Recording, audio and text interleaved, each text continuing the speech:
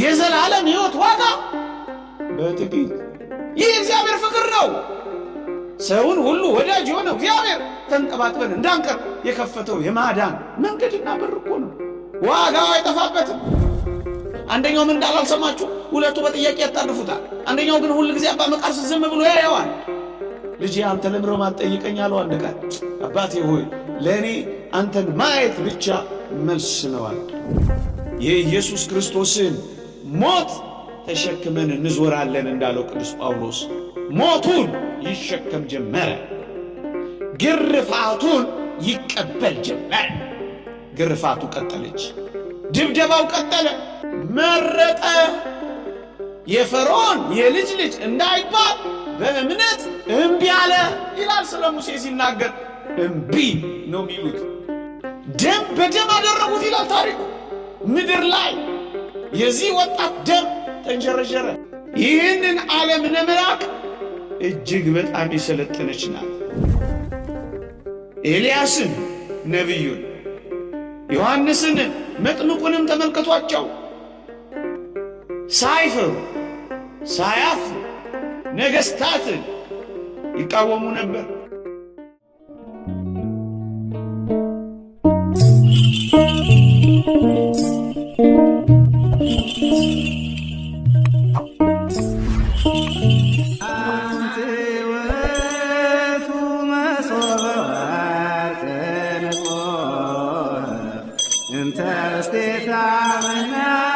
በስመ አብ ወወልድ ወመንፈስ ቅዱስ አሃዱ አምላክ አሜን። የተከበሩ አባታችን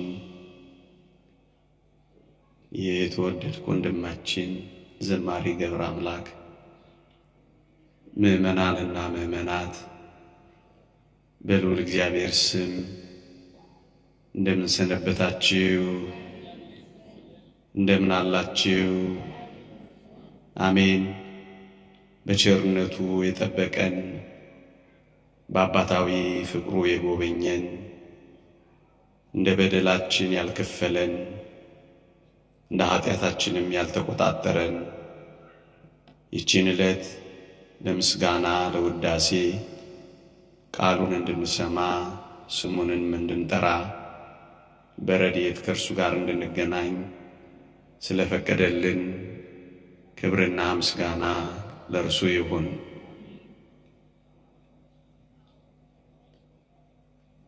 ለቀደምት አበው ለነቢያት፣ ለቅዱሳን ሐዋርያት፣ ለሐዋርያውያን አበው ለሊቃውንት የገለጸውን ጥበብና ምስጢር ለሁላችንም ይግለጽልን። ከዚህች ዕለት ከሰማዕቱ ከቅዱስ መርቆሬዎስ ከጻድቁ አባታችን ከአቡነ ሀብተ ማርያም ከእመቤታችን ከቅድስት ድንግል ማርያም በረከት ረድኤት ለሁላችንም ያሳትፈን፣ አሜን። እንደ እግዚአብሔር ቅዱስ ፈቃድ በዚህች ምሽት የምንማርበት የትምህርታችን ርዕስ ምስክሮችህ ድንቆች ናቸው፣ ስለዚህ ነፍሴ ፈለገቻቸው በሚል ርዕስ እንማራለን። ተከታታይ ትምህርት ጀምረናል። እግዚአብሔር ቢፈቅድ የሚቀጥለው ሳምንት እናጠናቅቃለን። እግዚአብሔር ከሁላችንም ጋር ይሁንልን። ምስክሮቼ ድንቆች ናቸው፣ ስለዚህ ነፍሴ ፈለገቻቸው። መዝሙር 118 ቁጥር 129 ቅዱስ ዳዊት የዘመረው ዝማሬ ነው። እግዚአብሔር ራሱን ያለ ምስክር አልተወም። ፍጥረታት ምስክሮቹ ናቸው። ስለ ሕያው እግዚአብሔር ይናገራሉ። ሰማይ ፀሐይና ጨረቃም ስለ ሰሪያቸው ስለ ፈጣሪያቸው ይመሰክራሉ። ፀሐይ በቀን ጨረቃም በሌሊት ስለ ሕያው እግዚአብሔር ያወራሉ፣ ምስክሮቹ ናቸው። ሰማያት የእግዚአብሔርን ክብር ይናገራሉ ይላል መጽሐፋችን። በደንብ ለሚያስተውል ሰው የእግዚአብሔር ምስክሩ ብዙ ነው። አባ እንጦንስን አንድ ወጣኒ በገዳሙ ባገኘው ጊዜ እንዲህ ብሎ ጠየቀው ይባላል። እጅህ ላይ መጽሐፍ የለ፣ ስታነብ አላየህም። እግዚአብሔርን እንዴት ታየዋለህ? እግዚአብሔርን እንዴት ታውቀዋለህ? ብሎ ጠየቀው ይባላል። አባ እንጦንስም እንዲህ አለ፣ እኔ እግዚአብሔርን ማየት ስፈልግ ፍጥረታትን እመለከታለሁ። እኔ እግዚአብሔርን ማናገር ስፈልግ በፍጥረታቱ ውስጥ እግዚአብሔርን አደንቃለሁ አለው። እግዚአብሔር በፍጥረቱ ውስጥ ምስክር አለው። እግዚአብሔር በታምራት ውስጥ ምስክር አለው። የእግዚአብሔርን ምስክሮች ብንቆጥራቸው እንደ አሸዋ ይበዛሉ፣ እንቆጥራቸው ዘንድ አንችልም። በዚህም ዕለት እግዚአብሔር አንድ ምስክር አለው። ምስክሮቼ ድንቆች ናቸው ከተባሉት ውስጥ የቃል ምስክር በማስተማር የሕይወት ምስክር በመኖር የሞት ምስክር በሰማዕትነት የእግዚአብሔር ምስክሮች ብዙ ናቸው። ነቢዩ ዳዊት እንዳለው ወዳጆቼ ብቆጥራቸው ምንኛ በዙ እንዳለው ምስክሮቹ ብዙ ናቸው። ከአሸዋ ይልቅ ይበዛሉ፣ ከከዋክብት ይልቅ ስፍር ቁጥር የላቸው። ለዚህ ነው ቤተ ክርስቲያን እነዚህን ምስክሮች የምታስበው የምታደንቀው፣ ስለ ምስክሮቹ የምታወራው። ኦርቶዶክሳውያን ሰማዕት ማለት ምስክር ማለት ነው። ስለ ሕያው እግዚአብሔር የሚመሰክሩ ማለት ነው። ታስታውሱ ከሆነ በቅዱስ ዮሐንስ ራእይ ምዕራፍ 6 ቁጥር 9 ላይ አምስተኛውንም ማኅተም በፈታ ጊዜ ስለ እግዚአብሔር ቃልና ስለ ጠበቁት ምስክሮች የታረዱትንም ነፍሳት ከመሠዊያ በታች አየሁ ይላል። ምስክሮች፣ የቃሉ ምስክሮች፣ ነፍሳቸውን የሰጡ ምስክሮች፣ የሰማዕታትን ነፍሳት አየሁ ይላል። ስለ እግዚአብሔር ቃልና ስለ ጠበቁት ምስክሮችን አየሁ ይላል። የሞት ምስክሮች፣ የሕይወት ምስክሮች፣ የማስተር ምስክሮች ከሆነ ጌታችን ሊያርግ ሲል ከፀሐይ መውጫ እስከ መጥለቂያዋ የወንጌሉን ቃል ሲሰጣቸው ምስክሮቼ ትሆናላችሁ ነበር ያላቸው። በቃል መስክረዋል። ክርስትናን በተግባር በማሳየት የሚጨበጥ የሚዳስስ እንደሆነ አረጋግጠዋል። ሦስተኛም በብዙ መከራዎች በማለፍ በቃል ከሰበኩት በላይ በሞት መስክረውለታል።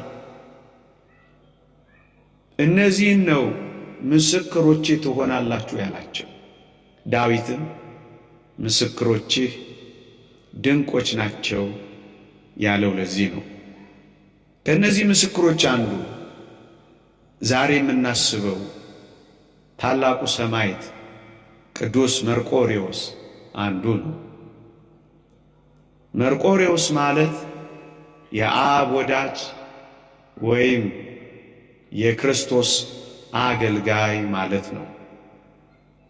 ቀድሞ ስሙ ፒሉፔዴር ይባል ነበር። ስንክሳራችን እንደሚገልጽልን ወላጆቹ አረማውያን ነበሩ።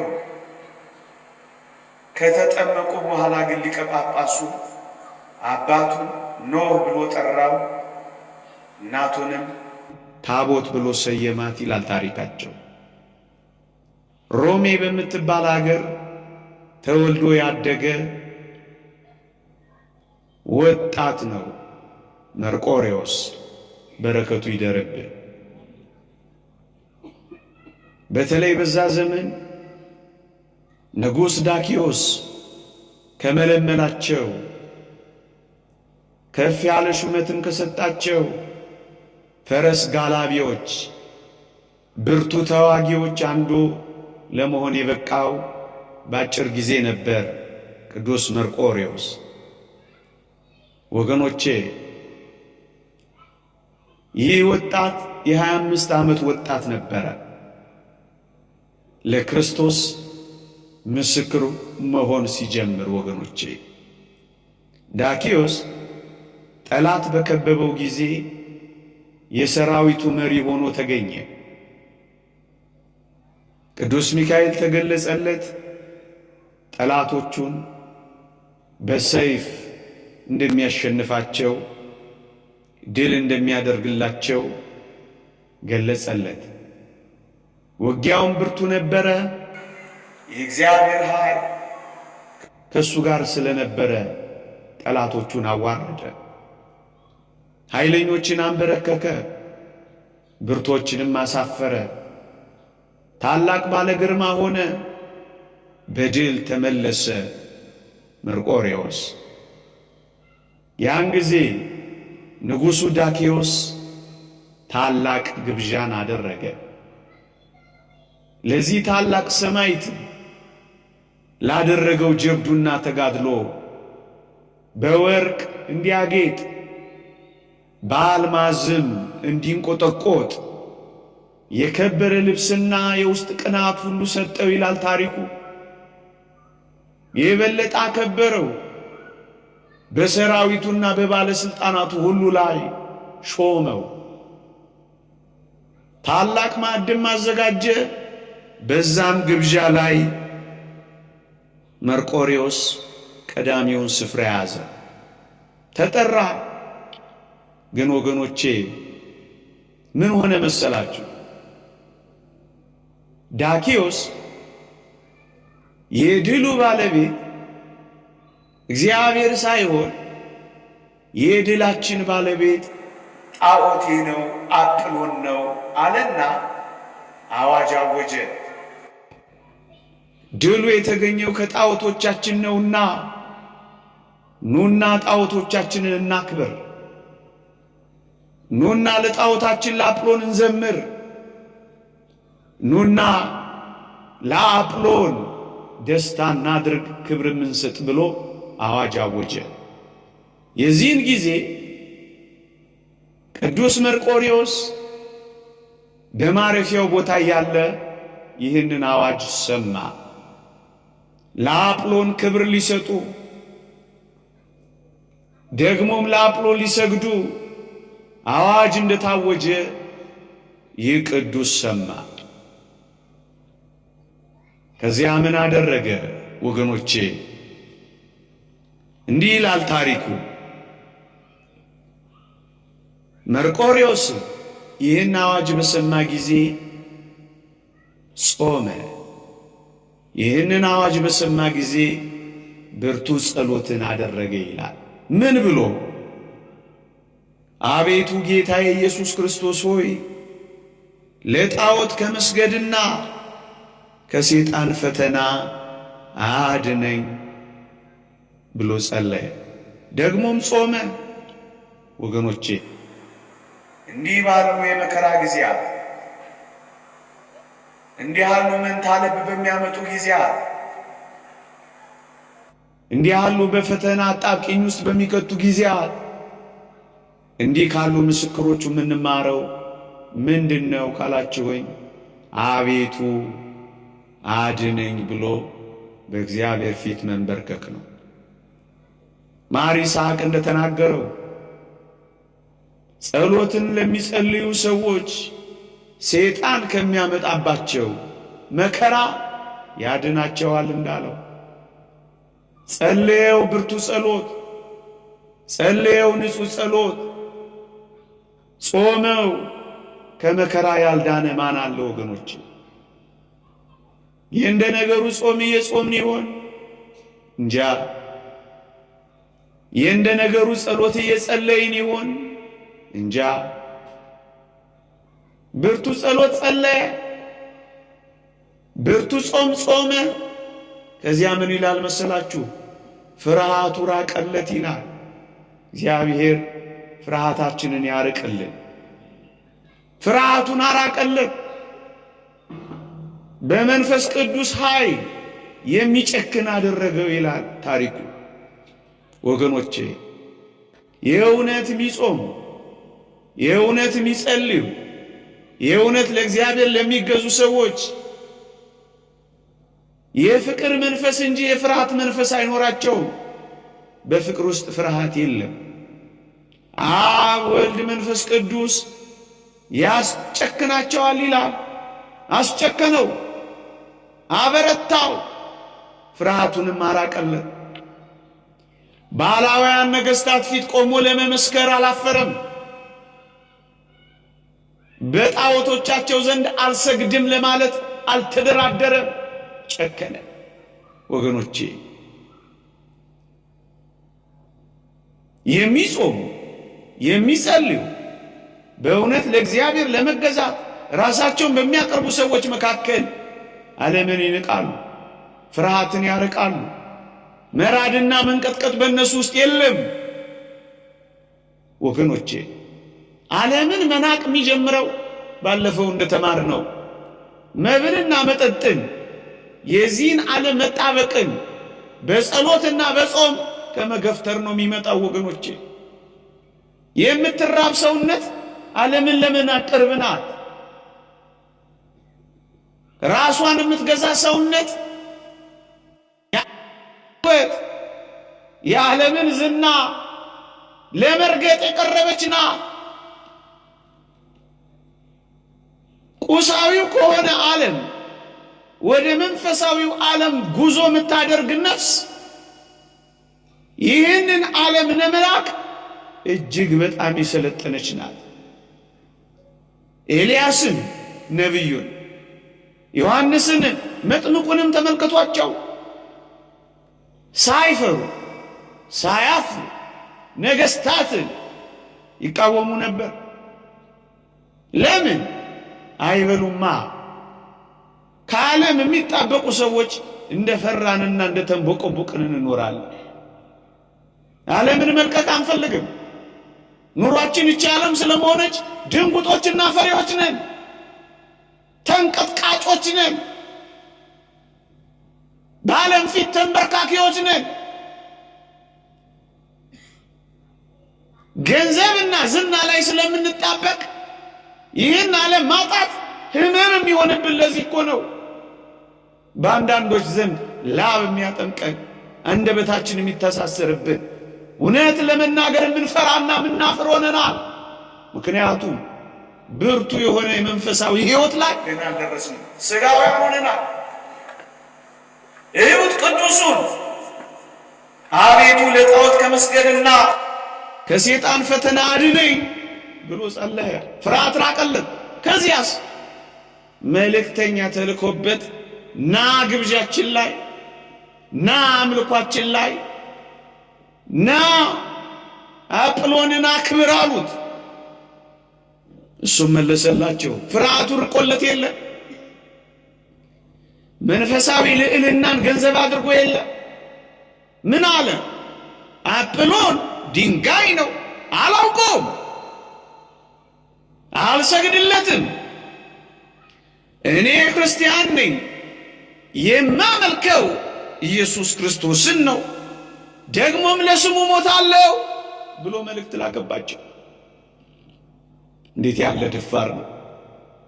አለቃውን እንኳን ሳይቀር በድፍረት የሚገስጽ ማፍር፣ ማይፈራ፣ ማይንቀጠቀጥ፣ ይሉኝታ ማይዘው፣ ዓለም ይሉኝታ የማታስይዘው ሰው እንዴት ምስጉን ነው!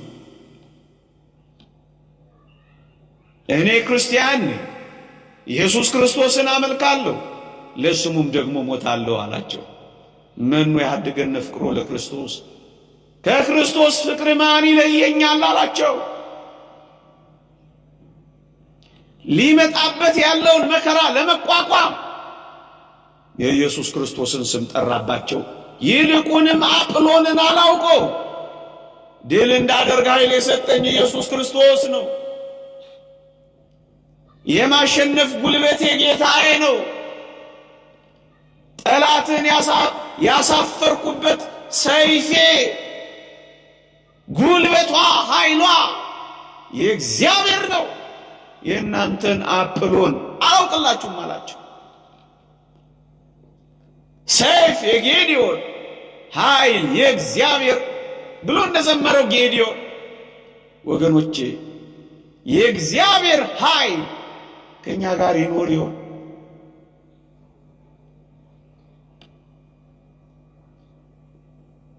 እሱ ያውቀዋል። እግዚአብሔር በጦር አውድማ ያደረገለትን ይረዳዋል። አጵሎንን ግን አያውቀውም። ቅዱስ ሚካኤልን ግን ያውቀዋል። ሰይፍ ያስታጠቀውን እግዚአብሔርን ያውቀዋል። በጦር ሜዳ ድል የነሳለትን እግዚአብሔርን ያውቀዋል። ለጣቶቹ ሰልፍን ያስተማረ እግዚአብሔርን ያውቀዋል። አጵሎንን የት ያውቀዋል? የት ያውቀዋል? አላውቀውም አላ። ከዚያ እንደገና መልእክት ተላከበት። ምን አለው? በጣም ይወደው ስለነበረ ንጉሥ ዳኪዎስ እወድሃለሁ፣ ደግሞም አፈቅርሃለሁ፣ ሰውነትህን ለጽኑ መከራ ለምን ታጋልጣለህ?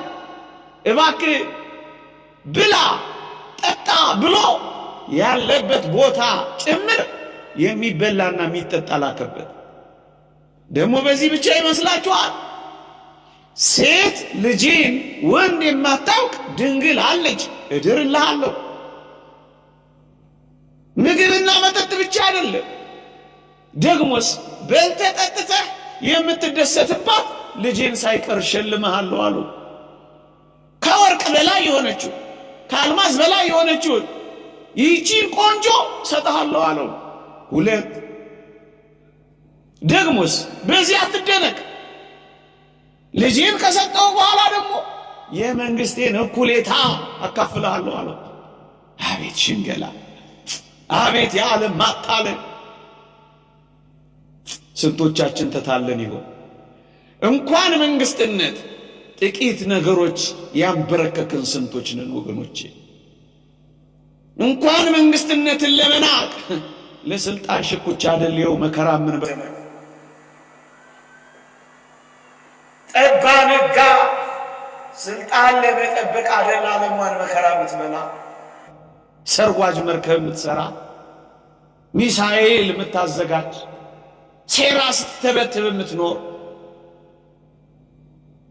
ስልጣን ለማስጠበቅ አይደል ገንዘብ ሁሉ የሚሆን ደሃ ለማብላት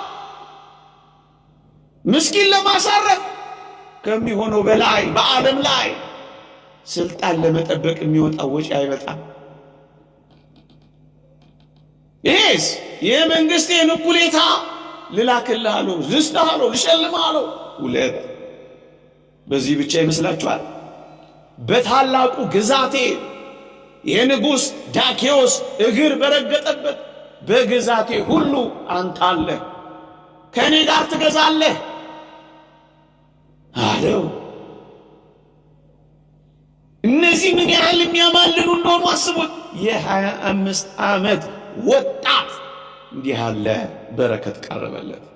በጣም ይደንቃል። ከዚያስ እንደገና እጅ መንሻላ ቅድም ያልኳችሁን ወርቁን፣ አልማዙን፣ ልብሱን፣ ማይረጉን ላከለት። ምን እንዳደረገ ታውቃላችሁ? መብልና መጠጡ ሳይቀምስ መለሰለት። ከዚያ ወርቁንና አልማዙን ላጌጥበት ልንቆጥቆጥበት ሳይል ወስዳችሁ ስጡት አለ። ለዚህ ዓለም ምን ትመልሱላታላችሁ ወገኖቼ? እየተቀበልናት እኮ ነው የተንበረከክነው። እምንልመጠመጥላት ስንቶች እውነትን በዚህ ምክንያት ተዉ። ስንቶች ሃይማኖታቸውን በዚህ ምክንያት ችላሉ። ስንቶች በዚህ ምክንያት ለአንዳንዶች አጎበደዱ፣ እውነትን ካዱ። ስንቶች በዚህ ምክንያት ጥፋት ውስጥ ገቡ። ስንቶች በዚህ ምክንያት ራያቸው ሊኖሩበት የሚፈልጉትን ሕይወት ካዱ። ስንቶች በዚህ ምክንያት ትዳራቸውን ፈቱ። ስንቶች በዚህ ምክንያት ከልጅነት ትዳራቸው ተፋቱ። በዓለም አቅርቦት ምክንያት ስንቶች ዘላለማዊ ሕይወትን ተዉ፣ ከእግዚአብሔር ተለያዩ፣ ከመንግሥተ ሰማያት በአፋ ወጡ። ያኛውን ዓለም በዚህ ዓለም ቀየሩት። ማማለሏን ተመልከቱ። እምቢ የሚሉ ሰዎች እንዴት አስደናቂዎች ናቸው! ወይ እምቢ ማለትን ለምን አንለማመድ? እምቢ ያስቸግራል፣ ግን እምቢ ይባላል። እንደ ሙሴ እምቢ አይባል። እምቢ ዝሙትን እምቢ አለ፣ ስልጣንን እምቢ አለ፣ ማጌጥን ማሸብረቅን እምቢ አለ፣ መብላት መጠጣትን፣ ድሎትን፣ ጊዜያዊ እርካታን እምቢ አለ፣ የአገር ገዢ መሆንን እምቢ አለ። እምቢ ክርስቲያን እምቢ በማለት ነው የሚኖረው። ለጊዜው በግብፅ ከሚገኝ ደስታ ይልቅ ከክርስቶስ ሕዝብ ጋር መከራ መቀበልን መረጠ። የፈርዖን የልጅ ልጅ እንዳይባል በእምነት እምቢ አለ ይላል ስለ ሙሴ ሲናገር። እምቢ ነው የሚሉት። ክርስትናን መኖር የሚችሉ እምቢ የሚሉ ሰዎች ናቸው። ለዓለም የማይሸነፉ፣ ለፍርፋሬዋ የማይንበረከኩ፣ ለማማለሏ የማያጎበድዱ፣ በፊቷ የማይሽኮረመሙ፣ የማይልመጠመጡ እምቢ የሚሉ። ጊዜያዊውን እምቢ የሚለው ዘላለማዊውን የሚያገኙ ማለት ነው። ያውኑን እምቢ ብለው የሚመጣውን የሚያገኙ ማለት ነው። እምቢ ለጊዜው በበረሃ ይንከራተታሉ፣ መንግሥተ ሰማያት ያርፋሉ። እንደማን? እንደ ሙሴ። ጊዜው ከፈርዖን ፊት ይወጣል፣ ግንስ የክርስቶስን ፊት በደብረ ታቦር ያያል። ፈርዖንን ላለማየት እምቢ። ጊዜያዊ ደስታንና እርካታን እምቢ። ከእግዚአብሔር ይልቅ ተድላ ደስታን ላለመምረጥ እምቢ። እምቢ ነው ያለው የሰው። እንዴት ይደንቃል! ጨከነ። መንፈስ ቅዱስ ያስጨክናል። ወጣቶች ወደ እግዚአብሔር የበለጠ ከቀረብን ያስጨክነናል። ከጸለይ ያስጨክነናል። ከጾም ያስጨክነናል። የእግዚአብሔርን ቃል ከሰማን ያስጨክነናል። የክርስቶስ ፍቅር ያስጨክናል።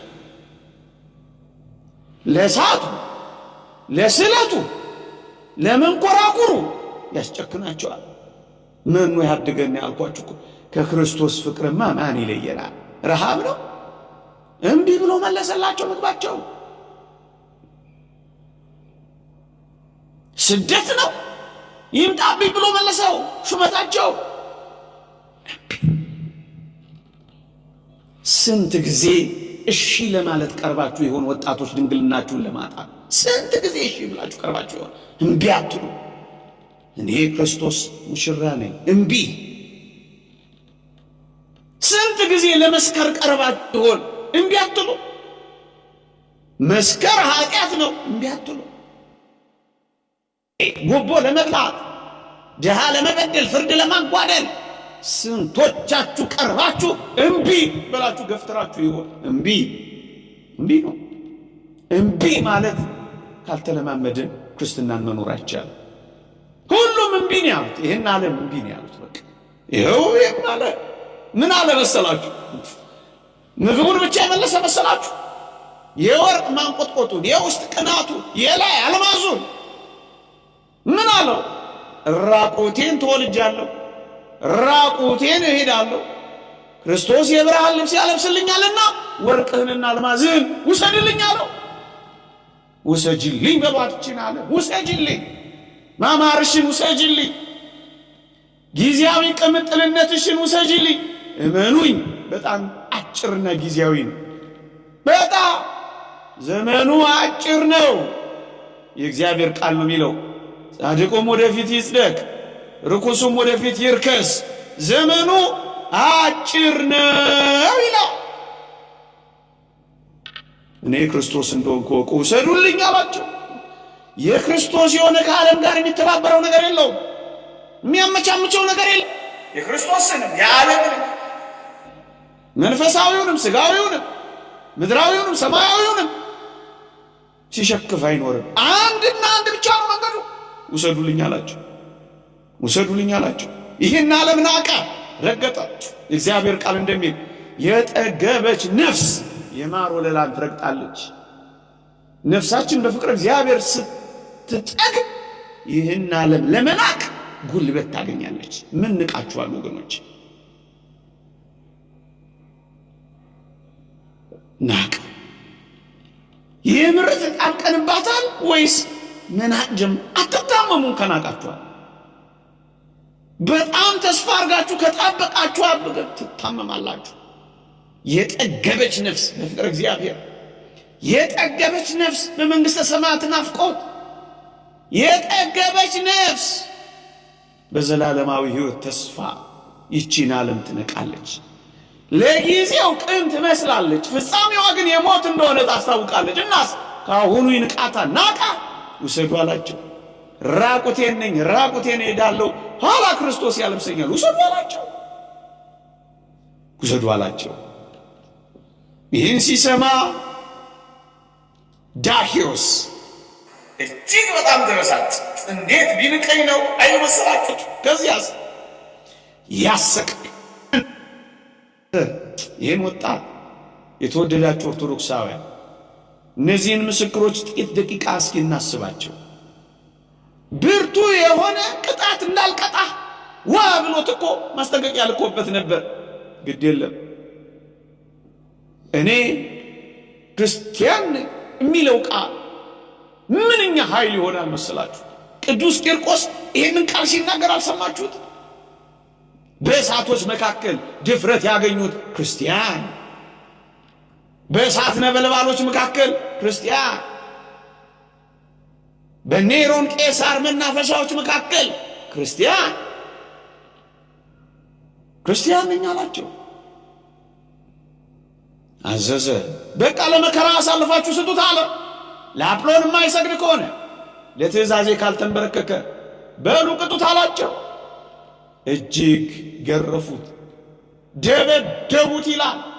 ወገኖቼ የእግዚአብሔር ቃል እንዲህ እንደሚል በሰውነታችን በስጋችን የኢየሱስ ክርስቶስን ሞት ተሸክመን እንዞራለን እንዳለው ቅዱስ ጳውሎስ ሞቱን ይሸከም ጀመረ፣ ግርፋቱን ይቀበል ጀመረ።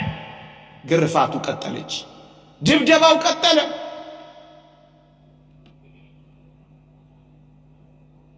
ደም በደም አደረጉት ይላል ታሪኩ።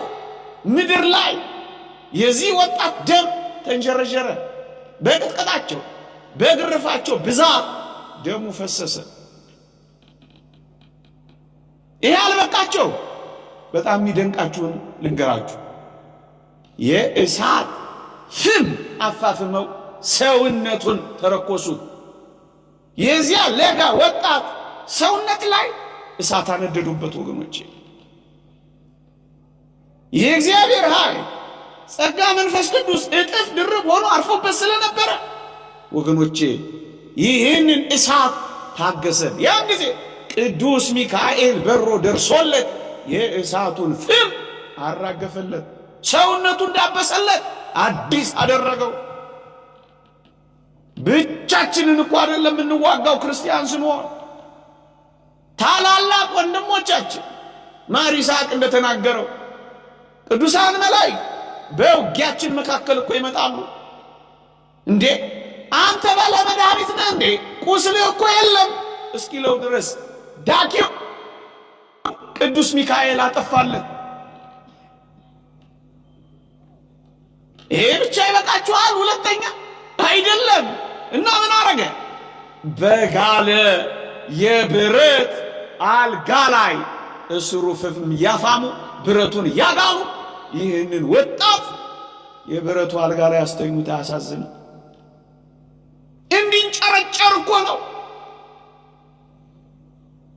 ይህን ሁሉ መከራ ምስክር ሊሆን ስለ ክርስቶስ ተሰቃየ። እነዚህን ድንቆች እነዚህን ምስክሮች አለማድነቅ ግፍ አይደለም? እንዴት ነው ዓለም ዝም የሚለው?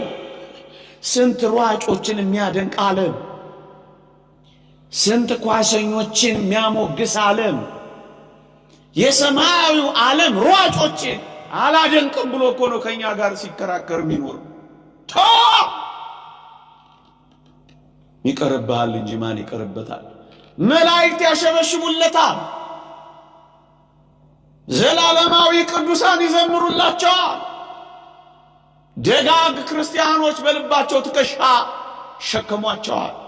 እንዘምርላቸዋለን፣ እናደንቃቸዋለን፣ እናሞግስ። ድል አድርገዋል። ጻድቃን ድል ባደረጉ ጊዜ ብዙ ክብር አለ አይልም መጽሐፍ ቅዱስ?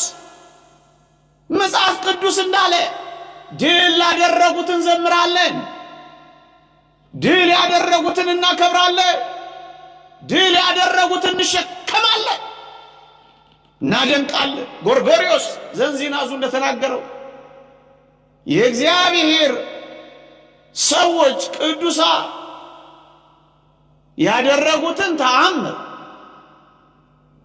የተሰጣቸውን ጥበብና ኃይል ባየን ጊዜ ይላል ተቀባዮቹ እንዲህ ከሆኑማ ሰጪው ደግሞ እንዴት ይሆን እያል ሰጪውን እናደንቃለን ይላል።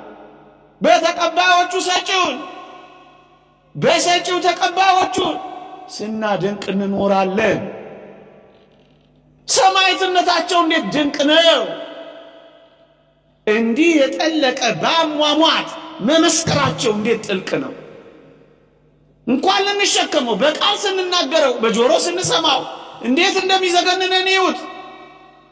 ይህንን ሁሉ በምስጋና መቀበል ቆሞ ማጨብጨብ ይነሳው፣ እልልታ ይነሳው።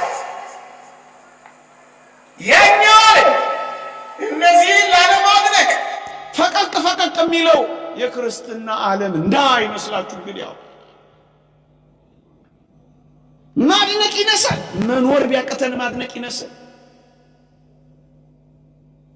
መምሰል ቢያቅተን ማሞገስ ይነሳል። ማክበር ይነሳል። ጭራሽ ወደ ማዋረድ። አሁን የክርስትና ዓለም ነው። በፈረስ ጭራ ዙረው ጎተቱት፣ ጨለማ ቤት አጋዙት፣ በጦር ወጉት፣ በእሳት አቃጠሉት። በጣም ይደንቃችሁ። በአንገቱ ላይ ድንጋይ አስረው ቁልቁል ሰቀሉት፣ ካሉት አምላኬ ናልከደም አላቸው። እስከ መጨረሻው የሚጸና እሱ ይድናል። እስከ መጨረሻው የሚታመን የሕይወት አክሊል ይቀበላል። መጨረሻስ ይሙት በቃሉና ብርቱ ሰይፍ መታሪያ አዘጋጅተው በሰይፋቸው አንገቱን መተሩት። እሱም በሰይፋቸው ስር በፍቅር ደግሞ በክብር አንገቱን ሰጣቸው። ይሄ መጨረሻውን እስትንፋስ ተነፈሰ። አጵሎንን አሳፈረ፣ ክርስቶስን አከበረ። እስከ መጨረሻው መሰከረ።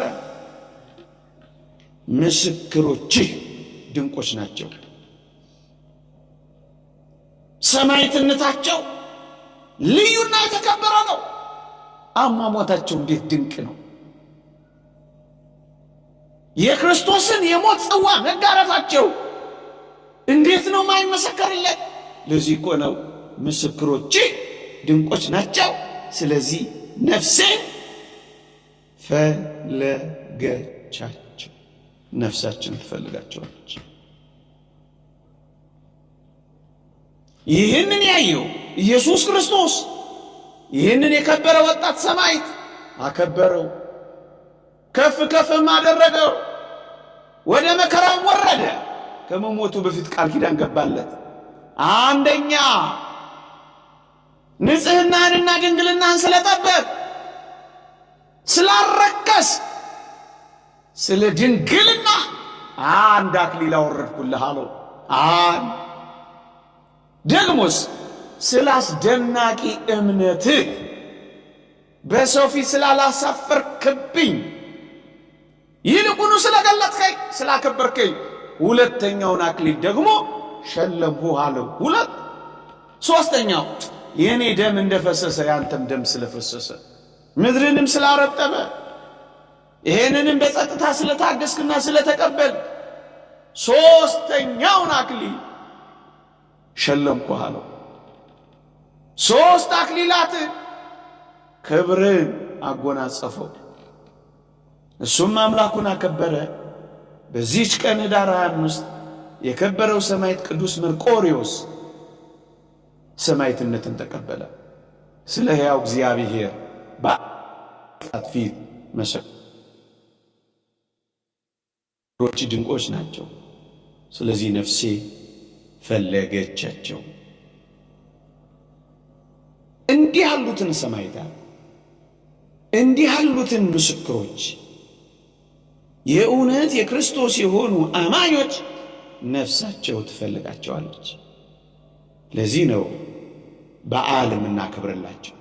ለዚህ ነው የምናስባቸው።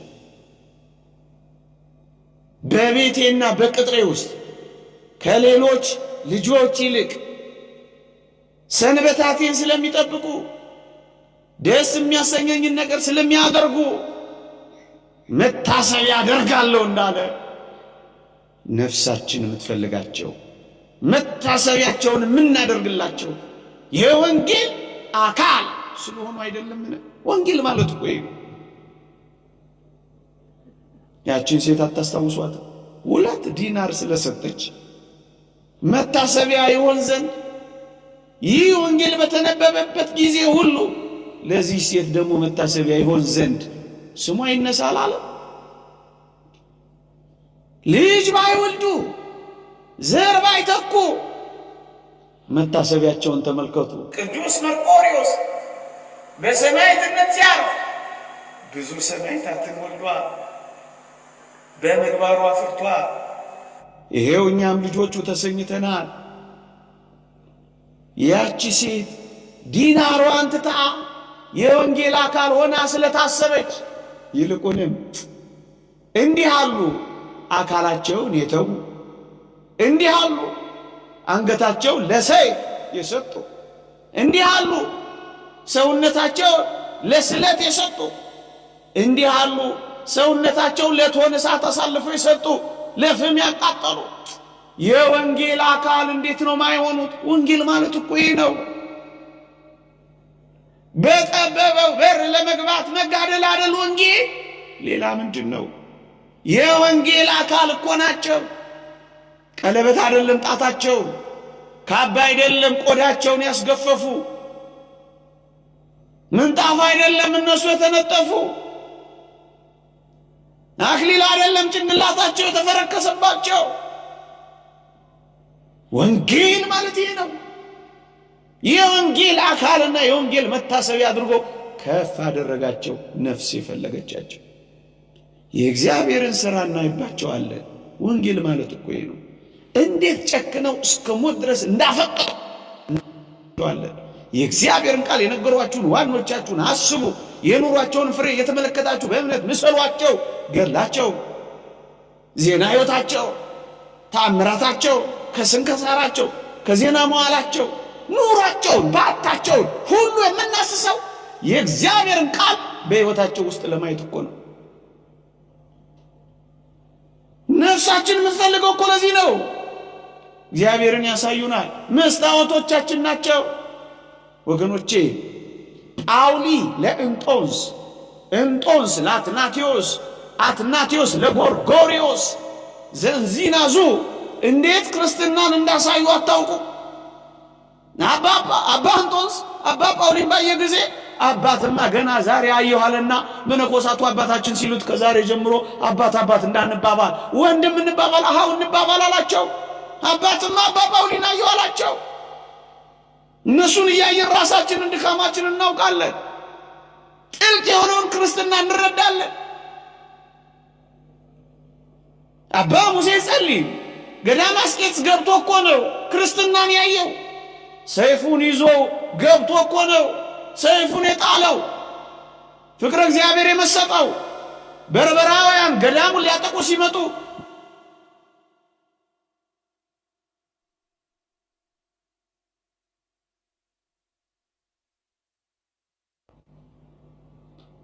ወንጌል ማለት እኮ በእነሱ ሕይወት ውስጥ ጥልቀት እኮ የምትታየው። በመቃሪዎስን እየሄዱ ከሚጠይቁት ሶስቱ አንደኛው ምን እንዳላልሰማችሁ፣ ሁለቱ በጥያቄ ያጣድፉታል። አንደኛው ግን ሁሉ ጊዜ አባ መቃርስ ዝም ብሎ ያየዋል። ልጄ አንተ ለምሮ ማትጠይቀኝ አለው አንድ ቀን። አባቴ ሆይ ለእኔ አንተን ማየት ብቻ መልስ ነዋል። የምናያቸው ቅዱሳ፣ ወንጌልን የምንማርባቸው ቅዱሳ፣ ትሕትናን የምናጠናባቸው ቅዱሳ፣ አጋንንትን እንዴት ድል ማድረግ እንዳለብን የምንማርባቸው ቅዱሳ በማየት መስታወቶቻችን ናቸው እግዚአብሔርን የሚያሳዩ። ለዚህ ነው የምንፈልጋቸው። ደግሞ በረከት አላቸው። የሰማዕታት በረከት አለ። ዝም ብለው ተጋደሉን? ወይን በዘለላው በተገኘ ጊዜ በረከት አለና አታጥፉት እንደሚባለው እኔም ስለ ባሪያዎቼ እንዲሁ አደርጋለሁ አላለም እግዚአብሔር? ለእስራኤል ሲነግር ስለ ባሪያዎቹ እግዚአብሔር በረከት አለው። ለዚህ ነው ነፍሳችን የምትፈልጋቸው በረከት ፍለጋ። የእግዚአብሔር በረከት በጻድቃን ራስ ውስጥ ነው አላለ? በረከት ነው የምንፈልገው። የእግዚአብሔር በረከት በሕይወታቸው አለ። የሚባርኩን እባርካለሁ፣ የሚረግሙ እረግማለሁ አላለ? በረከት አቦት ባረካላል። ስለ ማደሪያ እግዚአብሔር የአቢዳራን ቤት የባረከ እንደሆነ ስለ ቅዱሳኑ እኛን አይባርክም? በረከት አለው። ዮሴፍ ለፈርዖንና በአካባቢው ውስጥ በረከት እንደሆነ ቅዱሳን፣ ጻድቃን፣ ሰማዕታት፣ መስተጋድላት በረከቶቻችን ለዚህ ነው የምንፈልጋቸው። የእግዚአብሔር የፍቅሩ መገለጫዎች እኮ ናቸው ምዕመናን። ለዚህ ነው የምንፈልጋቸው። ለእግዚአብሔር በእጅጉ ያቀና ነው። ጥልቅ ሕይወት የሌለን ምዕመናን፣ ትጋደለት የሌለን ምንኖን ጥሪት የሌለን እነሱን በመርዳትና በማገዝ ዝክራቸውን በመዘከር ለዚህ ስም ቀዝቃዛ ጽዋ ውሃ ወርዶ እንድንሰጥ በማዘዝ ነብይን የተቀበለ የነብዩን ዋጋ ይወስዳል። ጻድቁን የተቀበለ የጻድቁን ዋጋ ይወስዳል። በደቀ መዝሙር የስም ቀዝቃዛ ጽዋ ውሃ ያጠጣ እውነት እላችኋለሁ ዋጋው አይጠፋበትም። በምን ቃል የምናገረው የዘላለም ሕይወት ዋጋ በጥቂት። ይህ እግዚአብሔር ፍቅር ነው። ሰውን ሁሉ ወዳጅ የሆነው እግዚአብሔር ተንጠባጥበን እንዳንቀር የከፈተው የማዳን መንገድና በር እኮ ነው። ዋጋው አይጠፋበትም። የእግዚአብሔር ቃል እንዲህ ይላል፣ የጻድቅ ደሞዝ ለሕይወት ነው አይልም። ምን መከራከር ያስፈልጋል? ዋጋቸው እንዴ! ለዚህ ነው የምንፈልጋቸው ጎበዝ። ነፍሴ ፈለገቻቸው። አትፈልጉኝ እንዴት ይባላል? አትፈልጉ እንዴት ይባላል? ይህን እግዚአብሔር ቃል ይላል። አንዳንዶች እርስ በርሳቸው የተፈላለጉ እንደነዚህ ያሉ መስተጋድላን እንደሌለው እየቆጠሩ አሁን የክርስትና ነው። የእግዚአብሔር ቃል እንዲህ ይላል፣ ዓይን እጅን፣ ጆሮ እግርን አታስፈልገኝም ሊለው አይችልም ይላል። አንደኛ ቆሮንቶስ መልእክት ምዕራፍ 12 ቁጥር 26 አታስፈልገኝም ሊለው አይችልም። ለዓይን እጅ ለእግርም ጆሮ ካስፈለገው ለእኔ ቅዱሳን ለእኔ እናንተ አታስፈልጉምን? ያስፈልጉናል። ቅዱስ ጳውሎስ የምዕመናን ጸሎት አስፈልጎት የለም። ባይገባው እንኳ እስከ ሦስተኛው ሰማይ የተነጠቀ ቢሆን እንኳ ለእኔ ደግሞ ጸልዩልኝ አላለምን? ያስፈልጉታል። ለቅዱስ ጴጥሮስ በቤተ ክርስቲያን አጥብቆ ጸሎት ይደረጋል ነበር? ያስፈልገዋል።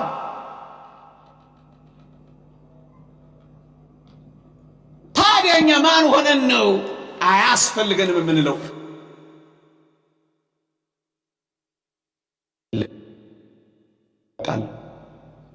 አማልዱም እንደማለት ኃጢአት የለም። በረከት የላቸውም አያስፈልጉም እንደማለት ኃጢአት የለም። እንዲህ ይላል እግዚአብሔር ቃል። ነቢዩ ሳሙኤል ነው ያለው በአንደኛ ሳሙኤል መጽሐፍ ምዕራፍ 12 ቁጥር 32 ስለ እናንተ መጸለይ በመተው እግዚአብሔርን እበድል ዘንድ ይህ ከኔ ይራቅ። ስለ እናንተ መጸለይን በመተው እግዚአብሔርን መበደልን ከኔ ይራቅ። አለመጸለይ ራሱ ኃጢአት ነው። ለሌሎች አለመጸለይ በደል ነው ወገኖቼ። ክርስትና እንደዚህ ነው። ይህ የከበረ ሰማይ በእውነት እንዴት ያስፈልገናል መሰላችሁ? የቅዱስ መርቆሬዎስ ስዕልን አይታችሁት ይሆን? ፈረስ ላይ አይታችሁት ይሆን? እንጃ። ምዕመናን ከነዚህ ቅዱሳን ጋር ወዳጆቹ በብዙ በረከት ይባርኩናል። በብዙ ጩኸታችን መካከል ይረዱናል። በብዙ መንከራተታችን መካከል ይደግፉናል። ወንድሞቻችን ናቸው አሉ በመካከላችን። ባለፈው እንደተማርነው ጥሯቸው፣ ይሰሟቸዋል፣ አክብሯቸው፣ ይደርሱላቸዋል። ቅዱስ ባስልዮስ ዘቂሳርያ ወህኒ ቤት ተጥሎ የቅዱስ መርቆሬዎስን ስዕል አየሁ። ጸለየ። ቅዱስ ባስልዮስ ከታምራት አንዱ ልንገራችሁ ብዬ ነው። ቅዱስ ባስልዮስ ጸለየ። ቅዱስ መርቆሬዎስ አናገረው። ምን አለው? በእውነት ይህን አረማዊ ንጉሥ ዝም ትለዋለህን አለው ይላል ታሪኩ። በስዕሉ ላይ ፈረሱ ላይ ያለው ቅዱስ መርቆሬዎስ በፍጥነት ሄዶ ንጉሡን በጦር ወቅቶ ገሎ፣ ታሪኩን አንብቡት። በዓለም አቀፍ ቤተ ክርስቲያን ታሪክ የሚታወቅ ነው። እዚያው ስዕሉ መጥቶ እንደገና ተሰቀለ። ከዛስ ጦሩ ላይ ደም አየ ቅዱስ ባስልዮስ። ቅዱስ ሆይ መርቆሬዎስ ሆይ በእውኑ ንጉሡን ገደልከው ሆነ አለው ይላል። ቀስ ብሎ አንገቱን አዎ እንደማለት ስዕሉ ላይ አንቀሳቀሰ ይላል። ደሙን አይቶ ነው ያለው። ይህ በምድር ላይ የተደረገ ታሪክ ነው። ለአንዳንዶች ግን ተረት ነው። ቅመሱት ብቻ ነው ምንላቸው፣ አጣጥሙት ብቻ ነው ምንላቸው። አሁንም ድረስ ቅዱስ መርቆሬዎስ በብዙ ገዳማውያን በብዙ መነኮሳያን እየተገለጠ ያናገራቸው ምሪት የሚሰጣቸው ነበር። ግብፃዊቷ እማሆይ ሄራኒ በሙሉ ያናገራትና ገዳሙን እንድትመሰርት ይመክራ መንገድ ይመራት የነበረው ይህ ቅዱስ ሰማዕት ነበር። ይመራና ወዳጆችን ነው በአመፃ ገንዘብ ወዳጆችን በሰማይ አብጁ እንዳለው ወዳጅ እናደርጋቸው። አጠገባችን ይኖራሉ፣ በበረከታቸውም ይጎበኙናል። ምስክሮች ድንቆች ናቸው። ስለዚህ ምን አለች ነፍሴ? እስኪ አንድ ጊዜ በሉ ኧረ ደህና አድርጋችሁ በሉ። ነፍሴ የፈለገቻቸው ነፍሳችን እንድትፈልጋቸው ከእነሱም ጋር ለዘላለም እንድንኖር ፍቅራቸው ፍቅረ ቅዱሳን እንዲገባን የእግዚአብሔር ፈቃድ ይሆንልን። ይቆይ።